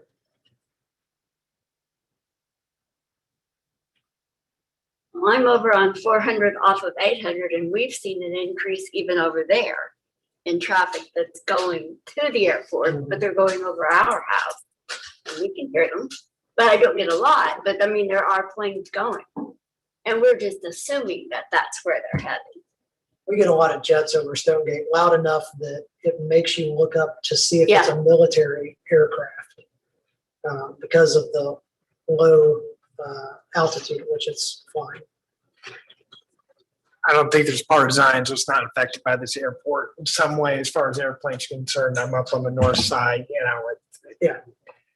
it's something that's growing, State your name and It's Patrick Worthington, and I spoke earlier. We have a new neighbor to the south of us, former Vice President Mike Pence, and he is flying into this airport already. So there will be lots of new security, lots of new people, lots more airplanes, lots more reporters. So, not that, I mean, it's the same, what's wrong? Couldn't get him moving in your neighborhood. We have a no-fly zone. I mean, hey, Problem solved. I mean, so I'm just saying that it's definitely a point to think about, that you'll see a lot more interesting aircraft flying in based on that assessment. I doubt he's going to hang out and do nothing in his new house. That's all I'm saying. Thank you.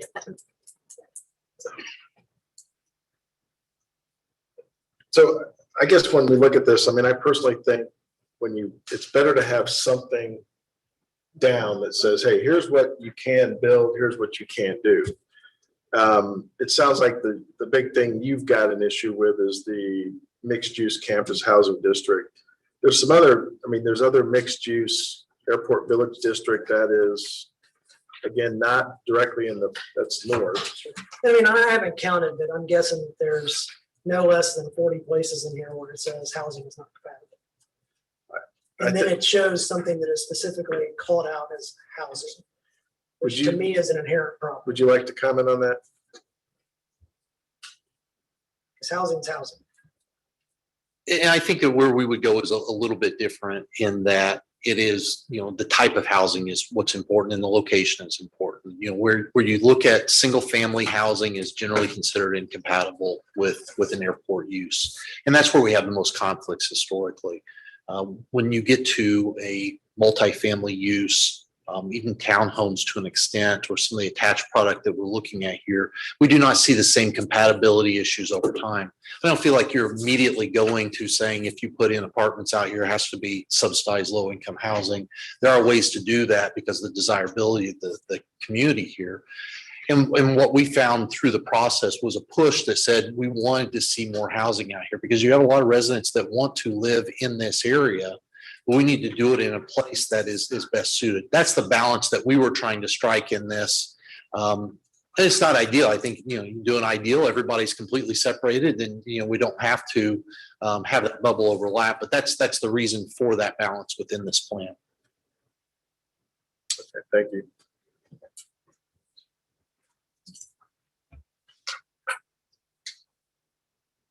So how do you guys want to proceed?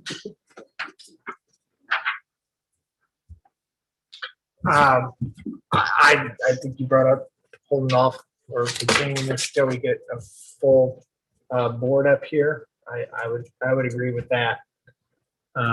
If we want to wait until next month until everyone was here to get their opinions on this as well, since we are missing two of us here. Especially if Mary is not going to. Well, you need to research and make sure Well, if I you was should gonna recuse ask yourself. Because I live right. I live right. So you would be in that district, this one? Yeah, I'm on the east side of 1100. Okay. What do you think about that? She lives in one of the. Okay, all right. So we'll talk offline. So again, if she would recuse herself, we'd have 4 people. So if there's one difference of opinion, then it's not going to pass anyway. We'll be automatically continued. Like I said, I know I can say with pretty high certainty, Mr. Jones will have something to say about this.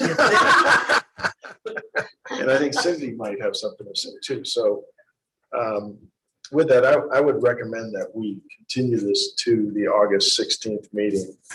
And can we, if we continue to next month, can we just pick up the discussion at the commission and have the hearing is essentially, public hearing is, that component is completed? Yes, Okay. you may. It's up to you. It's up to how you would handle it. Yes, you conducted your public hearing that you conducted. And we Now might, you moved on to more discussion. and I would think there might be some questions for some of the people who were here that would have to come forward and answer any potential questions. So I guess I would take a motion to continue this matter to the August 16th meeting. So moved. Is there a second? Second. Any further discussion? Mary, can you vote on the, should she vote or should she pass? I don't think it's gonna matter. She can certainly vote on, she can be objective about whether or not to continue. Okay, all right. I'm all in favor of that. All right, all in favor signify by aye. Aye. Opposed by nay. All right, this matter is continued to next month. Thanks, everybody, for your patience on this one. But can I bring our jammies? If you can, try to keep the report. Next on the docket is 2021-30 DP Chelsea Park, 11400 Temple Road, 550 South, and 11630 East, 550 South. Petition for development plan approval to provide for the development of a 35.77 plus or minus acre site into 31 lots, R3 rural, medium density, single family and 2-family residential zoning district, and the Michigan Overlay District Rural. Petitioner present, please begin. Thank you, Mr. President. For the record, my name is Matt Price. I'm with the Denton's Law Firm at 10 West Market Street, Indianapolis, Indiana, 46204. Here tonight on behalf of Fisher Homes. Let me introduce a few folks. I've got 2 individuals who I believe are joining us via the Zoom format, and then I've got our civil engineer with me this evening. Via Zoom, I have Michael Cady with Fisher Homes and Josh Kribelar, who's our civil engineer with American Structure Point, and then John Dabrowski sitting there in the second row is also with American Structure Point. And the four of us are available to answer any questions that you have. Mr. Rust, if you would be so kind as to load up my PowerPoint. Let me just, while he's doing that, kind of bring this forward a little bit. This is undoubtedly a memorable project in some ways because we received plat approval back at the April Plan Commission meeting together with, I believe, 3 separate waivers. And there was a great deal of discussion about what I'll call the eastern arm of the project, at least as I've gone back. And I want to tell you all that we went back as a team and read the minutes to make sure that we had a firm grasp on what the issues were. And I want to talk in detail about that this evening and see if we might find a path forward with the development plan. So if we can go to the first slide. I chose the landscaping excerpt out of our set of construction plans that we submitted in connection with the development plan approval process. And you'll see approximately in the center of that drawing is the access off of Templin Road. The property consists of just over 35 acres on the north side of Templin Road. And I'll take kind of the curvy road that extends even further north into a cul-de-sac. There is what we call Pembridge Lane. And then around Pembridge Lane, we have 20 individual lots. For detached single-family homes, I've got some elevations that I'd be happy to show you later on in the presentation. That's what I would call kind of the north central west portion of the development. And then extending east, we have Camden Walk. It's actually Campden Walk. I grew up on Camden Court in Zionsville, and it's different. It's got a P and P stuck between the M and the D. That extends east into a cul-de-sac, and you'll see kind of an arm extending south into Templin Road, which is an existing driveway that's there today that we're reserving for emergency access only. So that's not for general use. It's been vetted by NDOT and found to be acceptable. The homes, and this is an important part of the project, the homes as proposed are oriented so that the front of the house faces south to Templin Road. So the frontage, if you will, is Templin Road. And there is pedestrian connectivity to Templin Road, both by virtue of an individual walk that extends from each home, together with a sidewalk that you see is kind of that green strip in the middle of the eastern arm, which is a sidewalk connector down to a perimeter path that is also along Templin Road, a walkway. It is the intention for the project to be accessed from the rear. The design of these homes is that each of them comes with a detached 2-car garage that is accessed from the alleyway that we call Camden Walk. And that's an important feature of the project, which I'll describe a little bit for you in more detail as we go forward. If you go to the next slide. Wanted to show kind of what those Camden home elevations look like. As you can see, they're narrow frontages, borrowing from many of the architectural themes that we see here in Zionsville. Go to the next slide. This is what we call our masterpiece collection. And again, this is on the north and west part of the development along Pembridge Lane. Go to the next. Gives a few more examples of what that collection looks like. And then finally, I think we've got one more. Got those as well. One of the things I wanted to talk about was with regard to, there was a great deal of discussion about the access to the individual homes along Camden Walk by delivery drivers. And I think in particular, a concern that delivery drivers may stop on Templin Road and just try to walk up to the front door of those homes. And we did a couple of things to try to address that.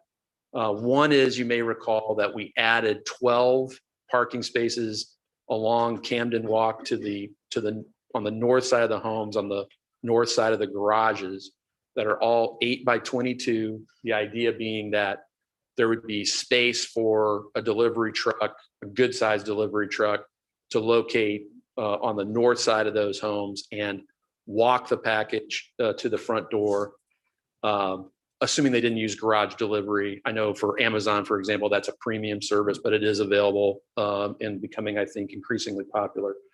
But if they did choose to walk to the front door, then we tried to facilitate access to the front door, assuming a parking vehicle on the north side of the development by providing for that sidewalk connection from Camden Walk further south.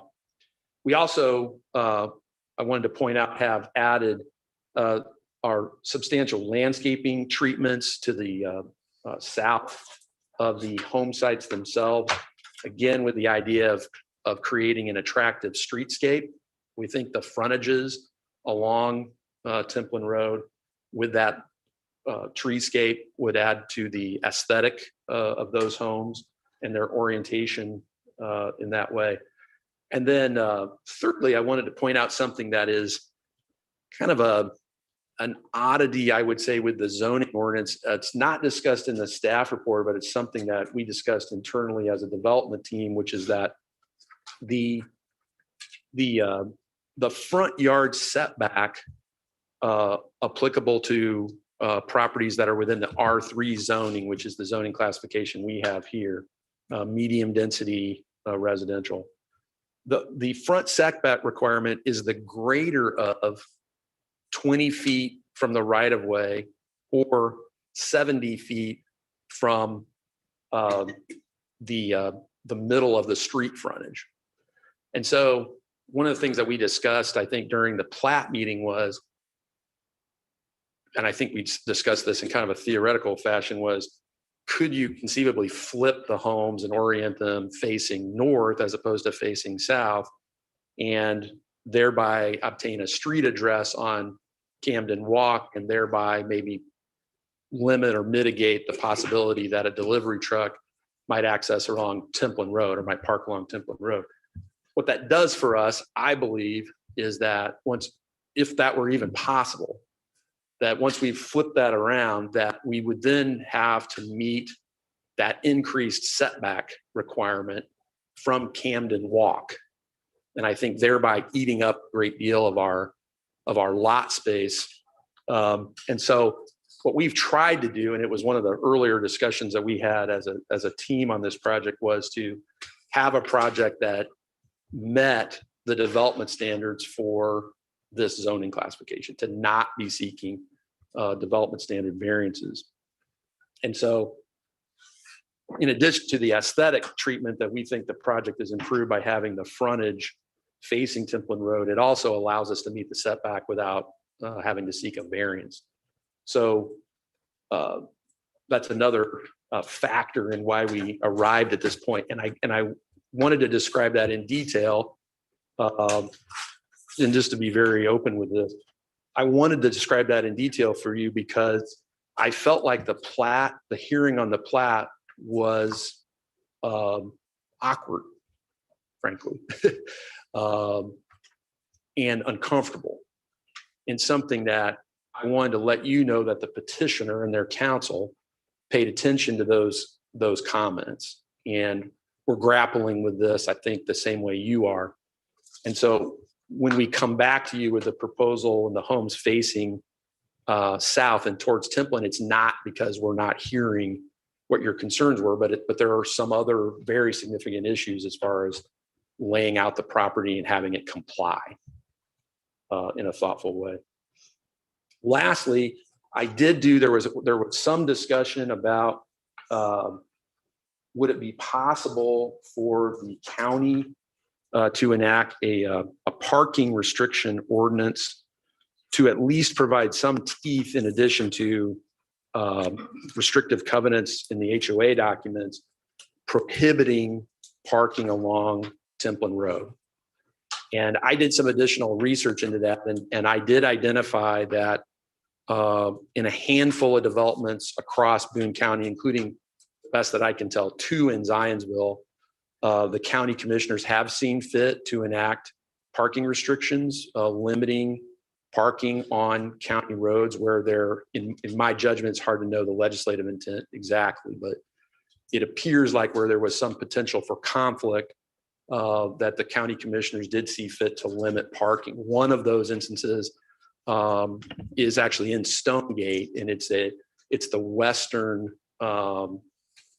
streetscape for Stonegate Drive as it extends from Regents Parkway, I believe it is. Yeah, so I made that petition. Oh, did you really? The purpose Okay. there was that when schools had events Yes. and families parked on both sides of the road, a fire truck could not get Right. up West Stone. Yeah, that makes a lot of sense. And that was the reason, and they were very easy to work with in getting that done. Accommodating.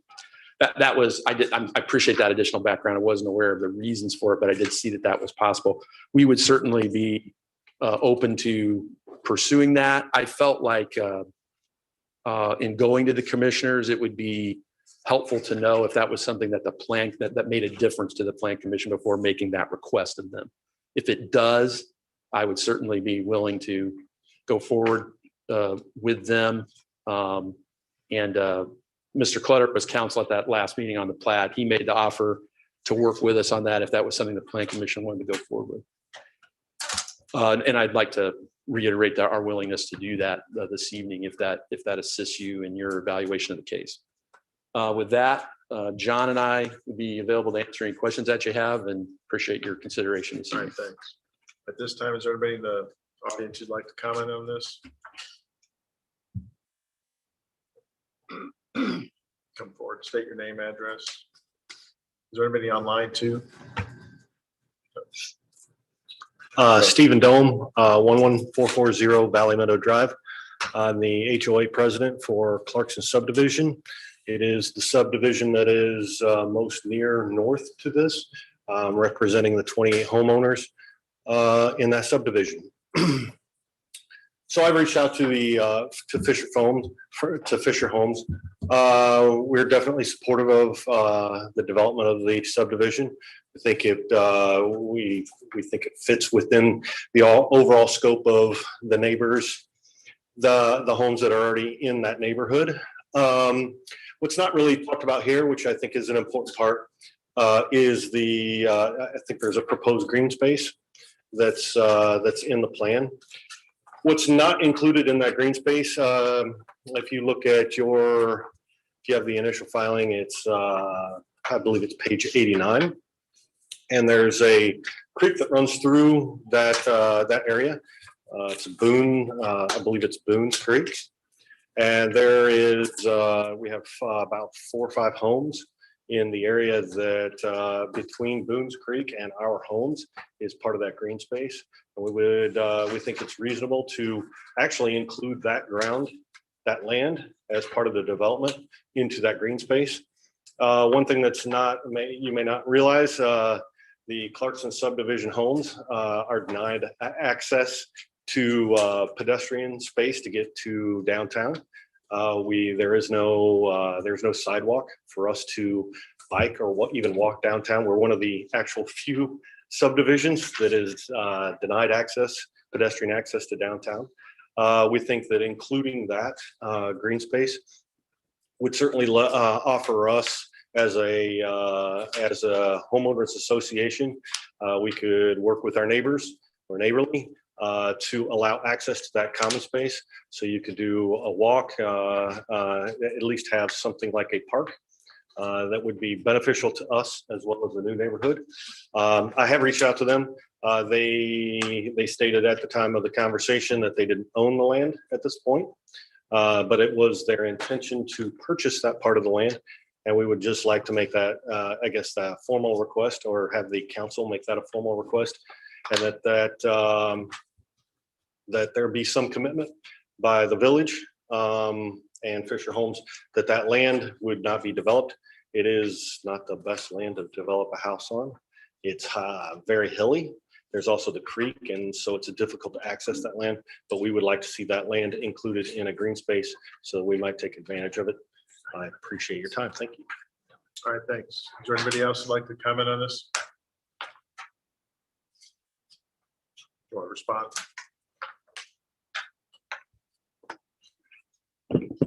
Well, first of all, appreciate the comments very much. I know my client has been in communications with a couple of different property owners that are immediately in the vicinity. One is a fellow named Dexter McCormick, who's immediately west of us. Everybody knows Deck. And then the property owner, I believe, to the north and west of Deck, that is also an adjoiner. I don't believe I'm in a position tonight to commit anything relating to the green space property as far as its use or benefit of the subdivision, even though I'm not saying that's not possible. And then my only reason in saying that is I don't know what other commitments may have been made to Deck or his neighbor just as part of that. There's certainly no intention to develop it. By Fisher.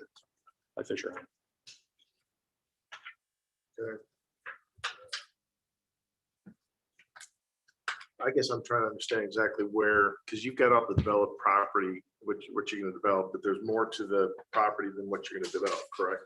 There is, yes. So, It's okay, all right. yeah, it's offsite. Much of it is in the I believe is in the floodplain because of its orientation to the creek mentioned. And so it's just being left undisturbed. As far as what its ultimate disposition is, though, whether that's incorporated into Mr. McCormick's property or into the other neighbor's property, I think that's the question that's left to be determined. Would that be due north directly of the cul-de-sac? Yeah, it's actually north, a little bit east, and then a big chunk that kind of wraps around to the west. Really kind of envelopes Deck's house. All right. That All right, was thanks. easily seen on that very first thing that you sent us, because I looked at that. Well, I think it shows up on C200 as an outlined property. There's a property directly west, all right, which is your kind of your property that's in an island, and then you've got Yeah. north of the cul-de-sac and then wraps around to Yes. the northwest and down to the west. all right. Is there anybody else who'd like to speak? I already asked that question. So, all right, at this point in time, I'll ask for the staff report.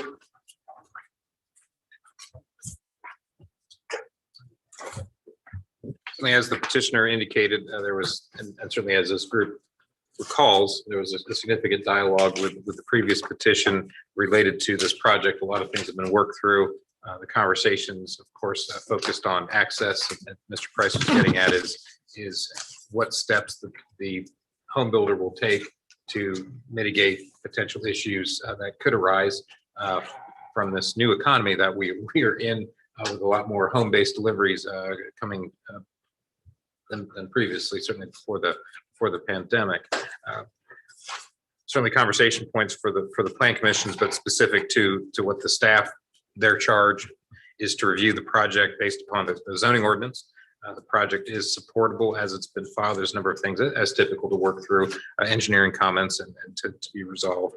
But with all that said, staff is supportive of the petition as it's been filed and happy to answer questions. All right, thank you, Wayne. At this point, I'll open it up to members of the plan commission for any questions, I comments. assume our petition cover page with your staff report on it becomes part of the public record. That's correct. You might want to change under vehicle parking, your last line. It's on the page 3 of 4. I think that's meant to read 21 to 31. Provided for in lots 21 to 31. Certainly. Not 31 to 31. It's a very narrow universe we live in. Yes. Yeah.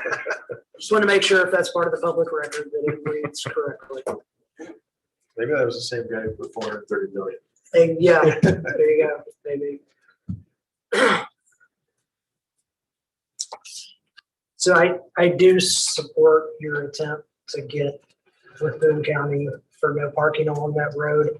I would also encourage that immediately inside the subdivision, because likely what'll happen then, because you've got the sidewalk in front of those homes that dumps out right at the entrance, that Amazon truck's gonna pull right in and stop right inside that entrance and run down the sidewalk, and run back to his car, do a U-turn right there in the entrance and head right back out. Or he's gonna pull up and back into Campton and then turn back out. I mean, that's the shortest, least distance possible. That's what they're going for. So, Matt, would it be possible to put the address numbers obviously have to be facing Templin Road? Could you also make sure that they get put in the garage, above the garage, so that delivery people and emergency people can find them easily? We can do that. It's not very expensive. It wouldn't be, and I think we could provide, since we will not have an address off of Campton, we could simply identify the property on both sides of the house. Absolutely. Well, I agree. When you talked about flipping facing the house to be facing north versus south, I mean, the problem with that is you're gonna have that garage sitting right in your front yard, probably 10 feet away. I get that. I understand. So, I mean, I think, but, and I was talking to Wayne earlier, but so while the Camden Drive or whatever it is going to be set up to handle emergency vehicles, they're still going to respond potentially to the address in the front on Templin Road. So he brings up the point that if it's not somebody familiar with it, an emergency units, vehicles called, they could park on Templin Road as an emergency vehicle, and they'll need access to the front of the house anyway. Because I was thinking maybe you could put some sort of fence up, but with that situation, that doesn't make any sense. So well, there's a big ditch to get across there too. I mean, that's swales. yeah, I know what people will jump it. Yeah. That. Well, So. yeah. And I think if you could work with the county on getting at least no parking, except for emergency vehicles, no delivery, that sort of thing. So, and if I remember correctly, the mail is going to be in a central, all one point, right? It's going to be a box. Correct, John. Let me make sure that John. I think I recall that. Sure. My name is John Dabrowski. I'm a project engineer with American Structure Point. Address is 9025 River Road, Indianapolis. Yeah, we have the CBU box units scattered throughout. There's one that'll serve all of the urban layout homes, the 21 through 31 lots. And then we have other two up Pembridge. Do you know if the Amazon, they've got the Amazon pantry or cabinets or whatever in apartment buildings, they've got those Amazon boxes with locks and they just throw your packages in there. You get a code. Do you know if those things are outdoor? That they could be handle outdoor, weather conditions versus indoor. I'm just wondering if that was the case, you could potentially set one of those things up. If they, I don't know if they do. Yeah, no, I believe it. I can certainly speak to that. At the mobile station at 106th Street and 421, there is outdoor Amazon storage. So if it's there, it's going to be weatherproof. So yes, I'm just wondering if somebody could reach out to Amazon, at least for their deliveries, and say, I mean, it wouldn't be just for this subdivision. It could be anybody in the area that could drive up to utilize it. I don't know if that's something. I think your only challenge, just from a cost and size standpoint, is that those have to be within a certain reach range, and so do your USPS boxes. And so you'd be looking at a significantly bigger structure to accommodate many of those. But it may be maybe a solution to a problem. I mean, we're not obligated to come up with no cost. No, I'm not saying part of the conditions. I'm just saying that that's maybe something that can be investigated. So. And I would note for the record, because I noted this last time, that while we've approved this once and said that this is compatible with the land use, this density is not found anywhere in this immediate area. This one section of. Yeah, but it's the overall density. Yeah. I get it, just when we talked about it last time, stating that this character, the word character was used, is found in other areas in this district. It is in fact not. Just put that noted. Larry would be disappointed if somebody didn't say it. It was unexpected that Larry wasn't going to be here today, so. Got off the I know hook. you always enjoy your conversations. I'm not smiling, am I? All right, is there any other further questions, comments? If not, is there a motion on this matter? If we add something relative to the parking signs, we can only add that they make an attempt because we can't speak for Boone County, correct? How would that read, or is that not necessary as part of this? I'm the winner. You have a couple options. You can impose conditions upon your approval. So you could say that it's a condition that the county approve no parking, or you could simply make it a condition that the petitioner request no parking from the county. Okay. Thank you. So with that, I would move the docket number 2021-30-DP to provide for the development of a 35.77 plus or minus acre site into 31 lots, R3 rural medium density, single family and 2-family residential zoning district in the Michigan Road Overlay District. Be approved based on the findings of fact in the staff report and staff recommendations, submitted findings of fact with the amendment that the petitioner submit for approval with Boone County to have the area on Templin Road in front of the lots 21 through 31 designated as a no parking zone. Second.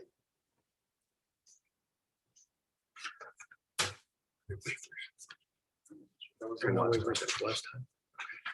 Okay. All right, we have a motion and a second. Is there any further discussion on this item? If not, Wayne, why don't you take roll on it? Certainly. Mrs. Grabanowski, Aye. Ms. Walker, Aye. Mr. Lake, Aye. Mr. Fedor, Aye. Mr. Frank. Aye. Motion carries 5-0. Approved. Thank you.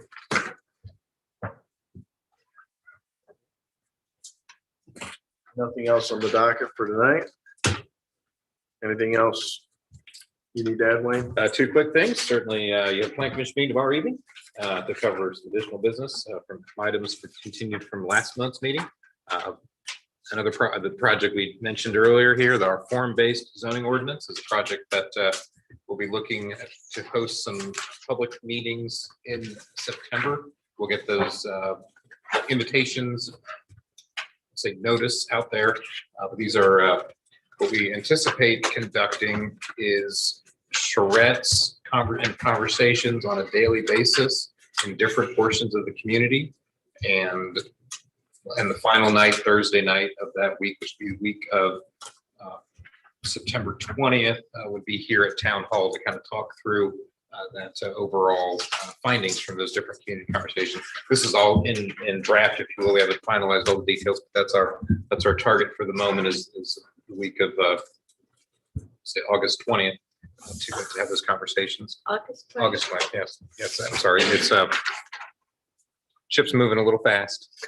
So but that's I know it's August next month, but those are the two things. And again, the planning commission meeting tomorrow evening. Janice, anything jumping out? Special meeting tomorrow. All right. With that, is there a motion to adjourn? So moved. Second. Second. All in favor? Aye. Aye. And commission members, I would just ask that you retain your materials for that which is continued. Interesting. And we have